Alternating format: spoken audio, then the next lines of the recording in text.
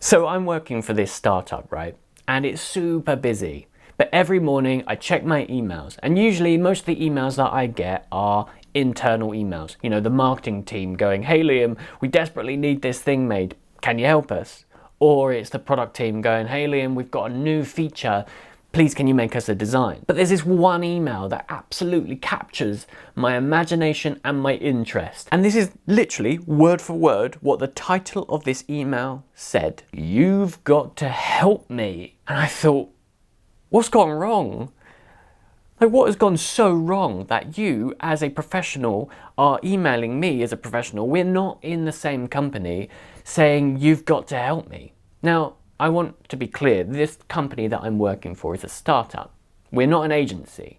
We are not in the business of helping other companies. We're in the business of creating our own product to put that to market. For me to get an email from an outside source asking as a plea for help, it just doesn't happen. So when I saw that, "You've got to help me," in my inbox, it captured my attention.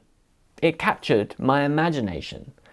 I instantly wanted to know what lays behind that email title. What could possibly have gone wrong in your day for you as a professional to email me as a professional asking, pleading for help? So I open it. Obviously, I'm absolutely going to open that email, and it reads, "Dear Sir," I'm not knighted, but I will take it. "You've got to help me. I have a class of 60 students, all of which need placements as interns in companies, and I've placed 58 of them, and I've got 2 left, and I cannot get a placement for the last 2 students. Can you please take at least one of these interns into your company and employ them for at least a couple of weeks?" And I thought, what's wrong with the last 2? You've placed 58. Well done for that one, but what was wrong with the last 2? How comes they're the last 2? Well, why haven't any other company said yes to the last 2? And it made me think, what happens if he doesn't place the last 2 interns? And I imagined him sitting at his massive wooden oak desk in this beautiful university, and in front of him sits these 2 bewildered students, fear in their eyes, thinking, if we don't get this internship, then our graphic design careers are over, right? And an email comes in, and it reads, "I'm sorry, we're not accepting internships right now, but best of luck placing your students." He leans across his desk, makes eye contact with Sally, and says, "Sally, you didn't make the cut." Grabs the lever beside his desk, pulls it, and she drops. Smoky haze fills the room, and a faint scream of "Gryffindor" as she falls. I couldn't let that happen to Sally. Are you kidding me? So I sent an email back, and I said, "Professor, send me your very best student, and I will give them an internship." So a week later, a student rocks up. And we haven't interviewed him, we haven't seen his portfolio, we haven't seen anything about this guy. He just turns up out of the blue, and now our team has a graphic design intern. But it turned out that actually he became a really valuable member of our team. So initially he was working with us for 10 hours a week, which is basically a day. We had a day's worth of his time. So the briefs that we were going to be giving him were quite small. It would be create a social post, or make some changes to this presentation for marketing, or research this particular new feature that we're thinking of having in our mobile phone app. These kind of briefs were super common that we would give him. Now for us as a company, it became a really interesting exercise, because initially we took him on as obviously a graphic designer intern.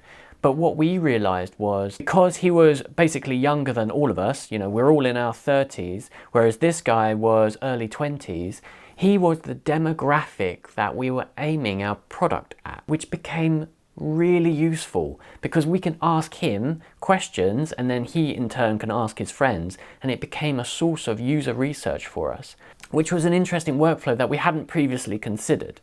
Now, for you who are watching, you're probably wanting to become an intern, or maybe you are an intern right now, and you're wanting your initial first steps into becoming a graphic designer, and you want a long and prosperous career, and internships are such a good way into the industry. Now, for me, when I'm looking at internships, there's many different businesses and types of businesses that you could go into. An agency, or a startup, or a more corporate business. And I'm going to talk about all three of those today. So let's start with startup, because that's what I began this video with. A startup initially is quite small. So there's maybe 10 or 20 people within the startup.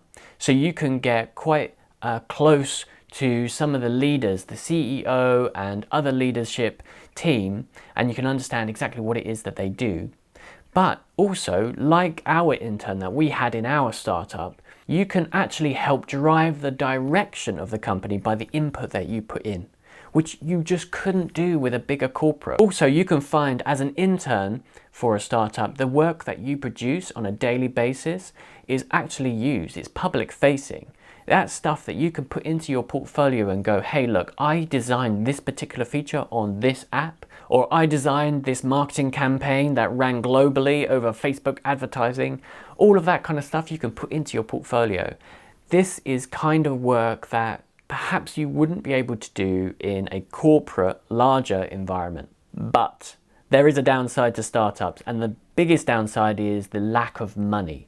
So you might find that startups initially have a lot of money because they've been invested in, but then that money trickles down and depletes. And it might be that you have late payments, or your salary might be delayed, that kind of thing. So a lack of money can definitely be an issue with startups. One of the great things with startups is that you can have a hand in all sorts of different areas. So if you're not sure what type of design you want to go into, you know, it might be motion graphics, or it might be print, it might be digital design, like social media, marketing assets. You could do UI and UX design. There's so many different areas that you could touch on as an intern, and being in a startup really allows you to have a play with all of those, understand what each of those areas does and which ones you specifically enjoy the most, because that can actually guide the rest of your career. I would highly advise that you have a really good handle on a couple of different Adobe programs. So for instance, Photoshop, Illustrator, so you can do digital and print design, Adobe XD or Figma, so you can do UI and UX design, After Effects, so that you can do motion graphics. Having just these few different programs and having a good knowledge, a good rounding in all of these different programs allows you to take on a wide range of briefs that the startup will definitely be asking you for. Now, internships can vary depending on what type of company you're going for. So obviously we've just been speaking about startups, and they're a great way to start. But what happens if you wanted, say, a full-time internship, one that lasted for, say, a year? So a few years ago, I was working at Google and I was leading their graphic design in social media. And one day, literally 20 or 30 interns just showed up. And I had no idea about the Google internship program, but it is so good. And it's not just Google, by the way. It's Apple, Facebook, all the big tech companies have amazing internship programs that I highly, highly recommend you looking into. The Google internship program is essentially where they employ a bunch of interns, and they have all different types of background. We're not talking design here, we're talking broad backgrounds.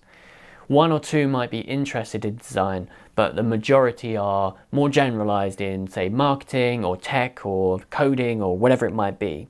And they're distributed around different teams. So the intern that we had was obviously interested in design, and he sat with us to learn design and help us out with design work. But for him, he got such a good opportunity because he got to work at Google, which means that he got to put the Google logo on his resume, which I can't tell you how good that is. That opens so many doors for you. He got to have a year-long contract internship with them, which meant that he learned from some of the best in the industry, and it was salaried. So he had a really good salary for a year as an intern, which is basically unheard of. Now, there's a big difference between working for Google and working for a startup. And when you're working with Google, your design briefs that you're going to get every single day are going to be way less broad. They're going to be really defined. So if you're working for, say, marketing, you're going to be working on presentation decks, mainly, maybe some advertising that goes out, but you're going to be following the Google brand guidelines. You cannot differ from those guidelines at all, and you have to be very precise in what you're doing. So it means that the amount of work and the types of work are going to be quite limited if you're working for a big company like Google. Whereas with startups, the type of work is super, super broad. However, the benefit with working with someone like Google is it will open up so many doors for you later on. So even though the work might not be as interesting, it's the ability for that one job, that one placement, to open up a huge number of doors all the way throughout your career. That is gold. Now, the last type of internship I want to talk about is agency. So if you want to become an intern at an agency, you have got to be prepared, buddy. You have got to be prepared, like mentally, physically. You've got to have a skill set, and you've got to know your Adobe suite like the back of your hand, because the agency will test you. So an agency, if you go and work for them as an intern, you are going to be shown the fast, speedy side of what the design industry can be. So you're going to be creating assets so quickly and so precisely, and it can be very stressful. If, for instance, you suffer from anxiety or don't do well under pressure, then agencies are probably not for you. But if you do cope with that kind of stress level and the speed at which you have to work at, agencies can be really interesting, because again, you're working on a huge range of different types of design, and you're working for not just one company, you're working for many companies, because an agency has so many different clients that you can have a huge number of different projects for your portfolio after you finish working for that agency. So if you are looking to go into an agency as an intern, I highly, highly, highly recommend you have a really strong handle on Adobe Suite programs. So you need to know Photoshop, Illustrator, After Effects at bare minimum. I suggest you learn XD to do UI UX, along with maybe Figma as well, which is basically the same thing, but it's not an Adobe program. Knowing some kind of 3D program like Blender would become very useful to you. If you knew these kind of programs and you knew how to work them, then you're going to be better placed to deal with the amount and volume of work that is going to be coming at you. So even though working at an agency can be super stressful, you will find that you will level up your skill set way more than any other placement that you could get.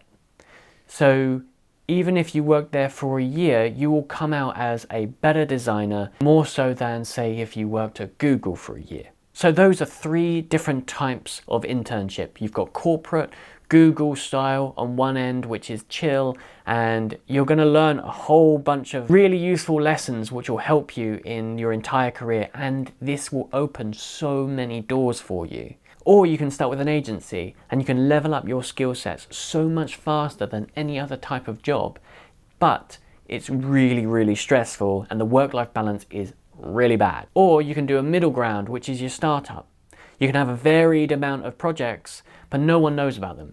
So it's not going to open the doors that, say, Google will have, but it will give you a really interesting portfolio that other companies would be interested in looking at. So it's up to you to decide what type of internship you want. I hope this video has been useful to you. If it has, please click like and subscribe if you would like to see more from me and the design school. Thank you for watching, and I'll see you in the next video.